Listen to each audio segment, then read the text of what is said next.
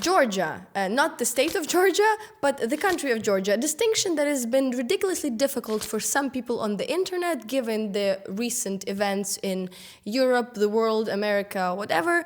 So we are here to talk about Georgia, not Giorgia Meloni, no, not the state of Georgia in America. Calm down, it's fine. We're here to talk about the beautiful country of Georgia. And for that, this time, we are not alone with Mark here in the studio. Mark, say hi. Hi. Yes, here too.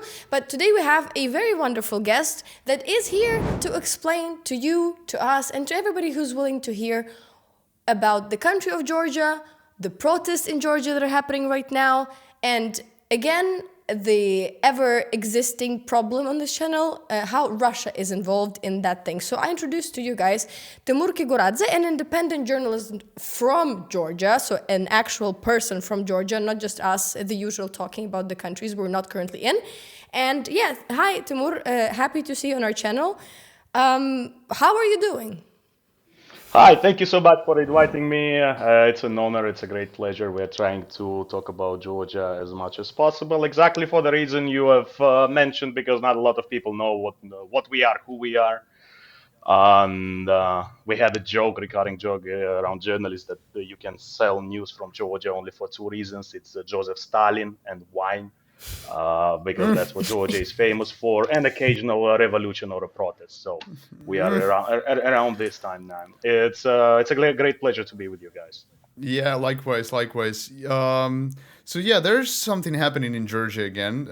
This time, not wine. Not Stalin, thankfully. And thank God, not Stalin. Close. Yeah, but We're getting close. but you're getting close. You're getting there. You have a huge protests on the street. Not the first time, even in this year, if I remember correctly. What's going on? I heard you had kind of bad elections, and people are upset about it. Tell us about it a little bit. Just explain us what's going on the streets, and is it big? Is it small? What do you expect? Yeah. So the story starts 4,000 years ago. That's where our ancestors. Of course, it's literally like every Ukrainian is like, what's happening in Ukraine? Well, 4,000 years ago, and then yeah. Yeah. It's quite a long and complicated political process that led Georgia to the current situation what we have here.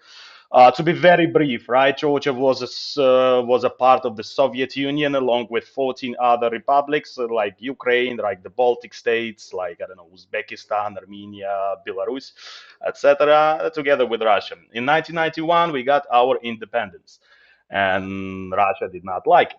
So for over 30 years, Russia is trying to pull us back to be part of their empire or in a zone of influence, like Russia does with all of the post-Soviet states. It's like a phantom paints of a great empire that ceased to exist. So that's kind of the source of our problem. And since basically 1991 and before that, we had a lot of revolutions, civil war, occupation of our territories, and in most cases it was incited, supported by Russia, by different Russian authorities. It's not just Putin who has been doing it for the last 20 years or so. Like previous Russian governments and regimes did basically the same, they just the methods and their capabilities varied. So long story short, in 2003, Georgia has a revolution, and Georgia becomes quite a pro-Western country. Georgians were always part of European culture. We are a Christian nation. Some people think that Georgia is in between Asia and Europe. They might be Muslim or whatever. Not that it matters. I'm just saying that that's what we are. We speak Georgian language, where it's not related to Russian or any other languages in the world. Again, you told me to explain those things. I'm explaining those things. And the only reason we're laughing, the only reason we're laughing is because you sound like you're very Ukrainian right now. Like this is the things I tell people all the time. Like, so 30 years ago we decided to do our own thing, and then Russia didn't like it, so now we're to quote the ever famous character Borat. This is my neighbor. He's a pain in my assholes. Like this is literally, and we have a different language that is not Russian, and we're Christian country, we're not. This is literally the typical Ukrainian kind of situation. No, but those things are important to explain. Yes. So, yeah. Absolutely, but Russia is our neighbor geographically, meaning, and it plays a huge part in our economy. It plays a huge part in our politics. We still sell a lot of goods to Russia. We kind of dependent on their shipments of wheat, for example. We don't grow enough wheat, so like Russia is kind of important as a market for Georgia, and for years Georgians have been trying to get rid of that dependency, economic dependency, first of all, on Russia, to be more or less independent, have some wiggle room in our politics. So in 2003 we are having a revolution, and then even like a couple of years prior to that, Georgia has declared that we want to become part of NATO and European Union. According to all polls that have been conducted ever since that time, more than 70% of Georgian population do support this idea of entering European Union and NATO. Yeah, And just this because like most of Russian neighbors, Yes, it's it's common like for. again something that is like again the reason we have to explain this to our beautiful viewers and especially people from abroad is like every time a country that is neighboring Russia is like we want to do the EU thing, we want to join NATO. Everybody's like, why is this happening? This cannot be organic. This is a coup supported by the Americans and this is NATO expansion. But like nobody wants to think that for some secret reason all of these countries have one thing in common. It's a neighboring country called Russia. And for some reason, it is inconceivable for all those, pundits and journalists and experts. They're like, why do these people just want to join NATO? I don't understand. This is Yeah, crazy. in an alternative reality where Russia is not Russia but some like cool people stan or something like that, it would be the most prosperous alliance in the world, right? It's really useful and it's really comfortable to trade with Russia, cool people stan or whatever is in the place of it. It would be really great, but we are getting fucked by it, and we have to restructure to other alliances to make we have to make things which are not comfortable for Ukraine less uncomfortable. For Georgia geographically it's much more uncomfortable because they are actually separated from the European Union by the Black Sea and they don't have any physical border with it, so the trade would be really bad, and still people want to trade with Europe instead of Russia because being dependent on Russia getting you killed, literally. And I can talk about this on example of myself, on example of my family. I was born in a small town called Sukhumi. It's in the western Georgia, in a region called Abkhazia. Now it's occupied by Russian troops. It's been a breakaway region since the early 19s with support of Russia and a full-scale attack on Georgia in 2008. So my family lost our home there. Later in 2008, I was working as a journalist covering the Russian-Georgian war because Russia attacked Georgia directly in 2008, disgusted by Georgia's aspirations to join NATO and the European Union. And that's what like the former president of Russia, Dmitry Medvedev, openly stated. Like if he would not have invaded Georgia in 2008, Georgia would have been a NATO member. Now, can you imagine basically a pain in the ass we would have, The horror. the horror. So like I was shot. I was taken a prisoner during that war. So on my own skin, literally, I know what it is to be a Russian neighbor, and we would wish Russia being this cool people stan, how you mentioned, because to be honest, Russia should live like I don't know, United Emirates or Saudi Arabia. They have so much stuff. They should not worry about invading Ukraine, Georgia, Moldova, or what you say, right? They should be rolling in dough and just live like sheikhs do in Arabia. But instead of that, they live in shit and are invading countries for no reason, just for sports. But yeah, so again, long story short, in 2003 we had this revolution. Georgia becomes pro-Western. We are trying to integrate into NATO in Europe. 2008, Russia tells us, yeah, you cannot do that anymore. Sorry, guys. And we say like, yeah, why not? They're saying like, just because. So they invade us. They officially occupied 20% of Georgian territory. They took two regions away from Georgia, installed the puppet regimes. They're sponsoring it. All people who live there either fled or became Russian citizens. It's not that we did not have ethnic tensions. I'm not saying it's just like came out of nowhere. We had ethnic tensions. Like our region is very complicated. Think of it as like Balkans. If you have heard about war in the Balkans, something like this is here. It's like a bunch of nationalities, a bunch of religions who are very easy to manipulate and get into sort of trouble. And Russia is great at doing it. It's great into manipulating certain tensions and then invading the country to say, "Whoa, we bring peace. We are protecting innocent civilians," but like tens of thousands of people die because of it, losing their home. There is no stability. There is no security. And it kind of lasted till 2012, where another elections were held in Georgia. Actually, the first elections in our history when they were like peaceful elections, and we had the transfer of power to a new party called Georgian Dream. Because American Dream, and there is this party called Georgian Dream, who promised better future because the previous government made a bunch of mistakes, had some sort of autocratic tensions. So Georgians decided, like, well, we don't want it. We don't want it. We want a new government. And this new government said, of course, we wanted to be a part of Europe. We want to be part of NATO. You don't have to worry about anything. We will have some negotiations with Russia because it still exists. We need to trade with them, but don't you worry. We are pro-European. So that's 2012. 12 years ago. And within this 12 years, this ruling party, owned by one person, the richest person in Georgia, with a wealth of around 4 to 7 billion, depends who you believe in. He was the founder of this party, and he is the solely responsible for controlling the party. Who's de facto? Yeah, he is a de facto ruler. His name is Yeah, Bidzina and he's de facto Ivanishvili. not Georgian oligarch. He's de facto Russian oligarch, right? He made his wealth in Russia in the 90s.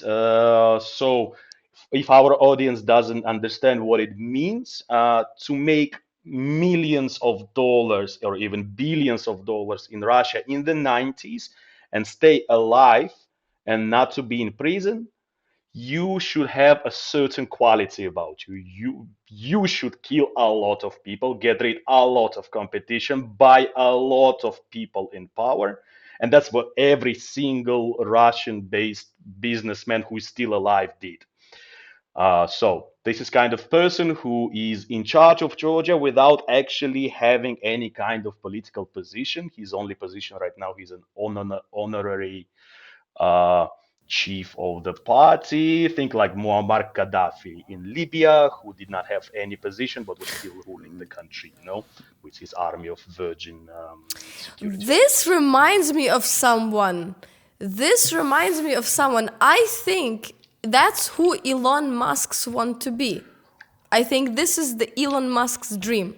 This is exactly who he Elon wants Musk's to be. Georgia dream. The Georgian, yeah, just like Florida dream. Yeah, be an influential guy, have no responsibility but influence everything, have a lot of money. Does Ivanishvili have a space program or something? I wonder. No, instead of that, he's doing something weirder than that and much less useful. At least Elon Musk program is useful, apart from whatever he is doing else. But Ivanishvili has a passion for old trees. He likes old trees. It sounds very weird. So he's all around the world. He's hunting for old trees for some weird fetish that he has. He has a huge garden in the Black Coast, in the Black Sea coast. We just know he loves them, and we just know that Ivanishvili's action almost caused a revolution in the country of Kenya in Africa. Oh, Yeah, because he allegedly paid bribes to Kenyan government to take out some baobab trees from a Kenyan National Reserve. So like I was in Kenya, and that's how I know that, because I thought that Kenyan people never heard of Georgia. They're like, of course we heard of Georgia. Your president tried to steal our trees.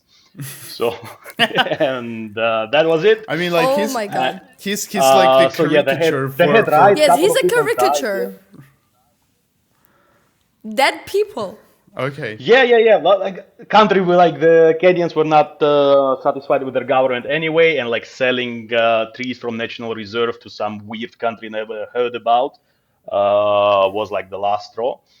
And like the worst thing is that when he brought these trees to Georgia and planted them in his garden, they died because they're baobab trees Oh, from fucking Africa. You cannot just take them from all over the place and hope them to. oh. Yeah. So after revolution, after you take his mansion by force, you won't even have baobabs in there, right? Because we had ostriches and we had Yeah. golf course in Yanukovych Palace. You won't have even baobabs. Yeah, I would, We I, had I would ostriches, love that's to true. return it to the nice people of Kenya, but like, I'm sorry, the gun. We can give you tangerine trees instead. I'm sorry, guys. So fast forward to 2024. You had elections recently. That's right. Well, what happened there? So, like, before we come to the 2024, I need to kind of tell a story that this ruling party, Georgian Dream, from declaring pro-Western and pro-American and pro-European attitudes, they started to turn. So as years progressed, more and more people started to leave the party, intelligent people, people who were in charge of politics, who were not fully corrupted, etc., etc. So, and then we reached to around 2022, when the government, after the full-scale invasion of Russia into Ukraine, when the government started like making weird statements. They nominally supported Ukraine. Our prime minister, our politicians even went to Bucha when the genocide in Bucha happened. And then it started like, oh, like people want to open a second front in Georgia, so we need kind of to back Russia in this conflict. Let the war stop. Let like the Russian take whatever they want to take, and they started to heavily criticize the United States of America, NATO, and Europe. They started to invent certain conspiracy theories how the whole world is ruled by people who want war and stuff like this, talking about ultra conservative values like, oh, everyone in Europe is gay, and they are trying to make our people gay, like absolutely like insane shit like this. And it does work for certain types of population, but for the majority of population it's just fucking insane, because like there are hundreds of thousands of Georgians who live abroad because of the shitty economy under this regime. So our people live in Italy, in Greece, in Germany, in Poland. Bunch of Georgians live in the United States, especially like in New York area and in around Miami, in Florida. So like you cannot tell these people that like, oh, everyone is gay in America, everyone is trans in America, everyone is gay in Europe. They live there. Well, it And worked for Americans, but well, I'm not meddling in the American politics. Whatever worked for them doesn't work for us. And and now we come to 2024, where we have the parliamentary elections. Georgia is a parliamentary republic. It means our president, which we have, does not really have any powers except for cutting red ribbons. But the parliament and the prime minister have the most power. And the overall consensus from the Georgian observers, international observers, NATO, European Union, European Parliament, that those elections were falsified. The Georgian Dream has falsified the elections to keep the power. And as soon the elections were over, in a few days, our prime minister just openly states, we are suspending all negotiations with European Union for 4 years or whatever. They introduce a bunch of weird laws that limits freedom of speech, freedom of political parties. Uh, Most Western nations rejected them, apart from the usual suspects allied with Russia, that would be Hungary, Slovakia, and people like this. So, and here we are in this situation. People don't like it. People never liked it, but now when it's officially, we don't want Europe, forget about it.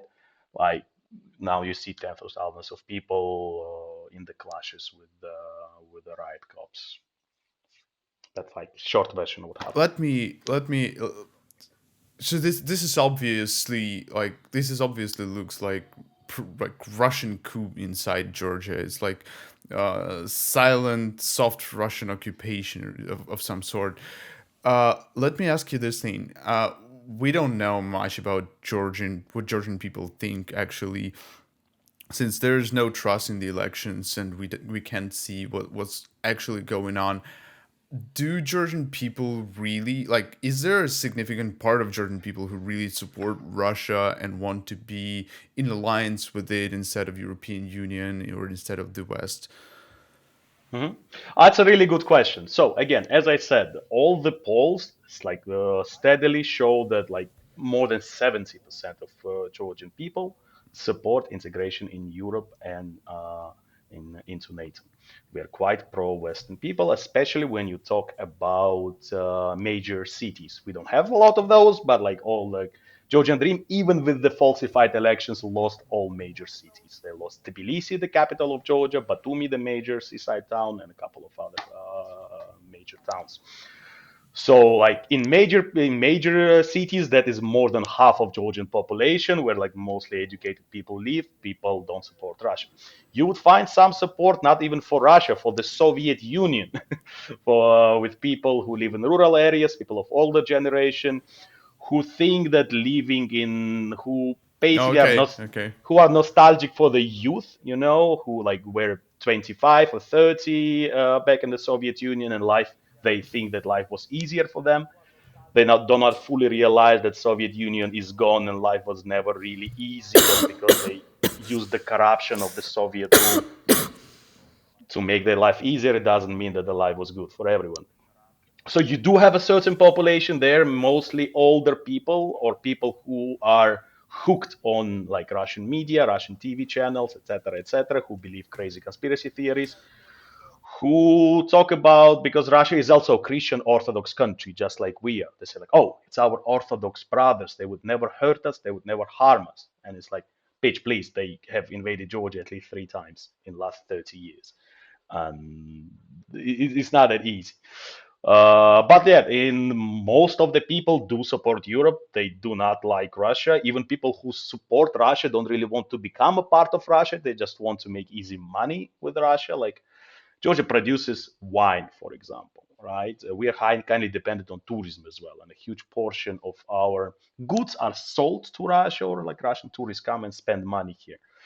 So some people are counting on that, but like, are you really selling your country's future for exporting, I don't know, 100 tons of wine? Like, Yeah, it's really weird because like in 2012 when you had elections and when Saakashvili was in power, who had his problems. And we are allowed to comment on Saakashvili's problems since Saakashvili was a politician in Ukraine too when he left And I have Georgia. a photo with him. You actually have insert the photo here somewhere, yeah. So we actually have more things in common with Georgia than just Russia being a neighbor. It's also we share the same politicians all the time. I mean, Saakashvili was the head of the Odessa region, and then we had our main police people were all important from Georgia because they were good at police reform. So Khatya Dekanoidze and other guys. We had a full-on Ukraine-Georgia friendship cooperation thing going on government-wise. Yeah. Georgia was always like the example of the reform which went well. We had there's a popular meme book like why did Georgia succeed, which is a little bit ironic right now, but they had a lot of good reforms. They transformed Georgia from being really corrupt, dangerous place to be, corrupt, infested with criminals, to really prosperous country, especially in comparison with its even neighbors. So yeah, but otherwise, yeah. So the question is, did people in 2012, when they voted for this party and subsequent elections, did they see them as pro-Russian, or did they see them as kind of like pro-European party, but maybe like a little bit more on the pro-Soviet Union part of the? Did they have this, let's say, image? Oh, if we talk about 2012, again, they were portraying themselves as clearly pro-European party. One of the reasons why Saakashvili actually left the office was because the ambassadors, mainly European ambassadors, told him, don't start any shit. You lost the elections. Please listen to us, and like you'll have a better luck next time. So he listened to them. He didn't start any bullshit. He didn't start riots or anything like that, which he could. Again, I'm not the biggest fan of Mikhail Saakashvili like whatsoever. I know like he has like huge accomplishments in our history, but by the end of his rule, like it was quite horrible, and he deserved to lose these elections in my own opinion, which he did, and he acknowledged them, and then he went to you guys to do whatever he was doing in Ukraine. Thank you for hosting our president. But um, Georgian Dream, first of all, the name Georgian Dream is like a clear copy of American Dream. They were posing as these people who will establish our own version of American Dream, a Georgian Dream. Even their flag is kind of in European Union colors. It's blue with like stars and stuff. And they were always saying, and we got visa-free regime with Europe the same time as you guys did. So they were doing something. There were people in the foreign ministry of Georgia who were clearly pro-European and who were doing everything to integrate Georgia into European Union. And European Union, just like it did to you guys and to Moldovans, they offered us candidacy. We became official Which is candidate, huge. which is huge. It's like the greatest achievement for Georgia, and it happened under Georgian Dream. The another thing is Georgian Dream did not like it. They understood that, like, oh, if we are joining European Union, it means we're gonna have independent courts, we're gonna have elections that are gonna be transparent, and most likely we're gonna have fair elections, and it's gonna be not that easy to maintain power. Uh, then some shady deals that the oligarch Ivanishvili did with his Russian partners in the West after the full-scale invasion of Ukraine got sanctioned by European banks, by Swiss banks in particular. And he got offended. How dare you touch my money? So what if I'm dealing with shady Russian motherfuckers? So like it all accumulated, and then like there was so much pressure on people who still had sort of like pro-European attitude inside their own government that most of these people were either fired, left, and he just remained with a bunch of very loyal but very dumb, to be honest, people who are just like, it's a very Russian thing. Like that's what happened under Putin's government, right? He replaced every single person who had some kind of sane advice with people who are just licking his boots and nodding to everything he says. That's how authoritarian regimes work, and that's how they end. Fortunately, when you replace dumb, intelligent people with dumb, loyal people, you get what you get. So yeah, and I would say that for the last couple of years, especially last like after since the full scale invasion, like Georgian Dream basically became very clearly pro-Russian party.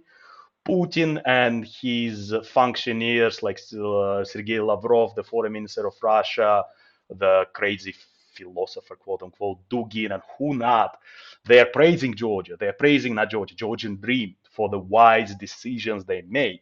And when you are praised by Putin, I'm so sorry. Like you are not Yeah, doing something right in your life, right? Like something like went terribly wrong there. And even Yeah. now, like Russian politicians during our protests, they're saying, "Oh, Georgian Dream should use force. Belarus is Georgia should become like Belarus, should become loyal to Russia, and then like all of your problems will go away. Your security issues will go away." Like, guys, we have only one security issue. That's Russian occupation. That's Russian threats. Russian tanks are literally 40 kilometers away from where I'm standing right now. yeah, It's yeah. like, But you won't have the security issues if you have Russian tanks standing inside your apartment. Yeah, funnily, Timur, you're now closer to Russian tanks than even I am, which is hilarious, but also tragic. But yeah. Could you like we are talking today about those protests, which are like obviously is an ongoing issue, and we don't know where it's going. But I want to know more about the other. There's not only like not only Russian problem in this in this picture. There's also like internal problems. What is the economical situation in Georgia? How do people live? How do they see the world around them? What's going on internally in that sense? So it's quite complicated, actually. It's complicated because since the full-scale invasion to Ukraine, we had a huge influx of Russian citizens who moved to Georgia. Some escaping war, some didn't want to be part of Putin's war machine, some were looking for better life, some wanted to visit Chanel and Zara outlets that still operate in Georgia but are banned in Russia. So people had their own reasons, and Georgian Dream welcomed them with open arms. Opposition and a lot of activists tried to impose visa regime for Russia. Now Georgia and Russia have visa-free regime, like Kazakhstan did, for example. It's another country. They introduced like you can stay here for 90 days and that's it. Like no, Georgia lasts for 1 year and then you can prolong it indefinitely, basically. So those people brought some money with them. They opened up restaurants, cafes. A lot of IT people are here. So the government actually got some money in the budget. However, because of that, the prices have insanely increased. We have insane inflation. We have the same prices in quite poor country like Georgia, like they do in Eastern Europe and some countries in Western Europe. We have prices like in Warsaw, prices like in Prague. While like No. the average salary here is like, I don't know, $300, Oh. $350, something Oh. like this. So like a rent now for a small apartment in the center is like $700. It's triple of what it used to be, twice at least double of what it used to be. Like poor students from the regions cannot live in Tbilisi and study in universities because they cannot afford an apartment, and universities don't provide housing in Georgia. A lot of Georgians left. We have official statistics that within the last 3 years, more than 300,000 young Georgian men and women left the Wow. country. We are just three and a Jesus. half. We are just 3.5 million people. It's a very small country. So around 10% of population left. The amount of Russian youth, which like youth, well, I mean, like people 20 to 30 years old, who came to Georgia, is relative to the amount of Georgian youth which left because they didn't have. And those Russians, they are not working obviously for Georgian companies. Most of them are working for some IT companies abroad. Yeah, just abroad, and they're not generating really any proper taxes or proper income. I mean, it just it's actually not a good thing. Usually, when we talk about young people coming to your country to join the workforce, we usually talk about it as a good thing normally. But in case of Georgia, it's actually not a good thing because they're not generating anything for the people who actually live in Georgia.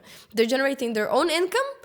Yes, given they're spending some money to buy produce and they're paying Georgian people for rent, but it's a minuscule part of what they actually should be paying when if they were paying taxes and if they were actually employed by the Georgian companies. So this is not good. I heard also taxes are very low in Georgia, right? Yeah, especially in the IT industry, and a lot of Russians who came to Georgia are IT guys, and they pay anywhere from 0 to 2% tax. So it's like they generate just small income. Jesus. However, like that's not the worst thing. Like these people opening their cafe shops or like coding in their houses, it's not the real issue. The real issue is that we have thousands of Russian businesses they've opened up. Georgia is a very business, what you call it. It's easy to open a business in Georgia. It just requires a couple of steps, and like we did it intentionally during Saakashvili election. Like it's very easy to run business in Georgia, so we had thousands of companies that were opened here. We don't know what they are doing, really. Like the government is not really releasing official data. We know that Georgia has increased our exports to Central Asian countries, to Kyrgyzstan, to Kazakhstan. We never traded with those guys. We love those guys. We traded a little bit, but now like the export there increased tenfold, 20 times in some cases. And like absolutely sure, and we had several journalistic investigations on that matter, all of those goods are going to Russia. That's the gray export scheme. Chinese goods, right? for our American audience. Chinese goods get shipped to Georgia, then they get shipped to Central Asian countries, and then they go to Russia. Certain goods they are sanctioned, like electronics. For it, we don't provide weapons, of course, for Russia, not yet at least. But electronics good, microchips, cameras, and stuff that Russians are later using in their drones are being absolutely legally purchased by Georgia, absolutely legally sold to Central Asian countries, and then they are sold to Russia. So, like, we are now supporting Russia's war in Ukraine. Like, Yeah, that's it's the not what Georgian people want. Even those who want to vote for Georgian Dream, they don't really want us to support Russia's crimes in Ukraine. That's just insane, absolutely insane. no, sounds doesn't sound good. Mhm. Let's let's then talk about protests more. We've seen pictures, obviously, but it doesn't make like I know, like because I lived through the Euromaidan, and the things which you see with your own eyes are different from what you see in the internet, especially if you're not following it like every minute. You don't see everything, and you don't understand the scale or the demographics of the protest, or where it's going, or how do people think. Can you tell us a little bit more about what do people like? What are these people on the protests? Who are they? What do they want? If you know, what do they want? If they know, what do they want? And what is the situation right now, like in this minute? How do things unfold? So protests in Georgia are nothing new. We have protests all the times for all different causes, mainly caused by the government, by Georgian Dream, but those are very different. It's not your usual protest. The protests in the past, even this year, even before the election, the protests were organized by political parties. They were organized by certain activists, by certain youth groups, certain right defenders. However, not this time. As soon as our Prime Minister Kobakidze announced publicly that Georgia is going to suspend negotiations with the European Union, it was not a political party or any organization that called these people. People just showed up. As soon as they watched it on the news, people just left their houses and showed up in the center of our capital. I would say that more than a half of these people there are young, so under 25, anywhere from like 17 to 25, something like this. A lot of students, a lot of universities are on the strike, including students from the state universities. But it's not only the youth. So Georgian Dream tries to portray, oh, they are our youth. They are too young to understand what is really going on. They're being manipulated by some powers. Like, that's bullshit. That's not how it works. The youth actually knows what's going on. They speak English. They speak other languages. They can obtain information not only by government controlled channels, so they read a lot of shit and they understand what is going on. So, and then when the cops started using brutal force on protesters, when they literally started cracking people's skulls, we have now dozens upon dozens, hundreds of people who are in hospitals with severe traumas. With literally a friend of mine got his neck broken by the Oh police, a my god. journalist from the opposition. He was this close to being dead, but thanks God he's now more or less okay. Then their parents showed up. Then the older generation showed up because, like, I'm sorry, it's Georgia is a very small country. You cannot just punch people in the street and not be accountable. It's not a situation like in Ukraine when you have like Berkut beating up the youth and then like leaving to their eastern regions and nobody saw them again. No, Georgian police, they still live with us. That's our neighbors. That's our relatives, and that's why they're masked. Like, you can say, like, that's the biggest thing that they're afraid of, that someone will show their faces, because it might take 4, 5, or 10 years to find the people who actually broke like bones of your kid, but like Georgian parents will find this person. So what is happening is extremely dangerous for for instability. Georgians against Georgians. We have passed it 30 years ago when we had civil war in Georgia. We don't want to go back there, but Georgian government is doing everything to put us back into civil war situation, unfortunately.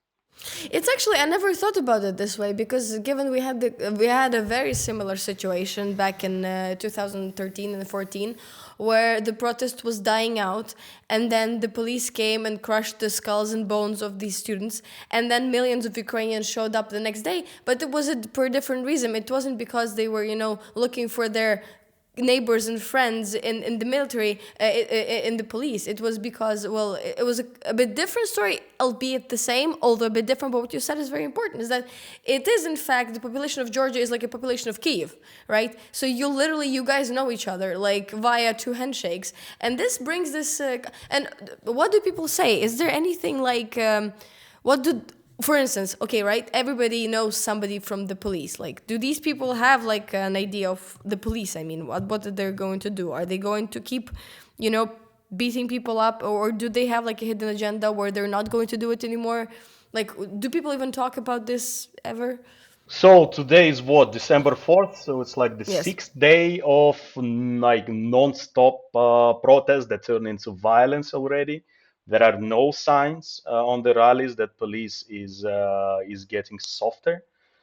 Before, like for the first 3 days, there we're just doing it openly in front of the cameras, just beating the living shit out of protesters and journalists who were covering it. And if, like, in case of protesters, they can still say, oh, they were throwing fireworks at us, or like they were cursing at us, and like, oh, we got mad, that's why we beat them up. The journalists did not do anything wrong. More than 2 dozen journalists are with different injuries have been hospitalized. And for the last 3 days, the tactics is a bit different. They are still brutally beating and arresting the protesters and journalists. They're just trying to do it away from the camera. So they would arrest them at a Russian thing. They would arrest someone publicly, take them to a small bus that is parked nearby, a police bus, and inside the buses, away from the cameras, they would beat the living hell out of men and women. And for Georgia, we're a very traditional, quite conservative society. So again, our viewers need to understand that we are not like, it's not Western Europe. Like, no, we are very family oriented, very patriarchal society. You do not beat women in our society. You don't touch them. You do not like beat kids in our society. It's anti-Georgian in its core. And for the government that claims to protect like the Christian values and the family traditions, they are doing everything against family values and Christian traditions. You talked a little bit about the youth and the protests. We saw obviously, and I don't want to compare, but there's a little bit of this um, pattern in Belarus. When there were protests in Belarus in 2020, the main problem they had is that there were really a lot of people, but most of these people were youth or like middle class who have a lot to lose, who can at any moment, at any point of time, just leave Belarus to another country, which they eventually did, and not risk their lives. In Russia, it was even worse. It was only youth, only students, only people like who were protesting. And there were not a lot of them, and that's why they were not a substantial force. One thing which I noticed in the protests in Ukraine, that the demographics was like mostly like middle-aged men or men like 30 to something, and then some youth, but youth in the form of some football fans or some people who know how to fight, etc. Do you have those forces in this protest who can actually stand their ground, protect, and like do like be a substantial force against the police? So in our case, it's yes and no at the same time. So the young people at the protests are like learning right now as they go. There are like no instructors who are teaching them like how to build Obviously. barricades or what to do, what tactics to use. So like the youth is learning right now, like how to neutralize gas canisters, how to build barricades, how to. And again, we don't want to hurt the police like to the point they are hurting us. We don't want to see them dead. They are Georgian, they're our citizens. We just need like people just need to respond to the violence that police brings to the protesters. Yes, we do have certain groups that can fight. Yes, we do have some football hooligans who are part of the resistance right now. But you The also have backbone of every successful protest Yeah. is football hooligans. yeah, but again, That's you need to understand that like football community in Georgia is like super minuscule. It's well, yeah, it's like 20 people. like yes, like tens of people. It's not hundreds like huge clubs like Dynamo Kiev or Shakhtar or whatever. Like no, it's small. It's very small groups with very like few people, and a lot of them are arrested and injured already. But yeah, also you have like art students, you have IT guys, you have just middle-aged cab drivers. Like yesterday, last night, it was a magnificent situation where police were chasing a group of protesters to beat them up, and a truck driver, like an older guy, truck driver who were passing by, just stopped his huge trailer in the middle of the avenue just to block the road to let the protesters escape from the police. So you That's like see a this. Hollywood scene. Absolutely, and you know, like Fast and Furious movie, the last Fast and Furious movie was actually filmed on that street in Oh, Tbilisi, in Georgia. okay. And so yeah, and you see older people. Like I just saw an interview with an 86-year-old grandma who came there. Like, grandmas are donating needed socks because like everyone is wet. They're using water cannons all the time.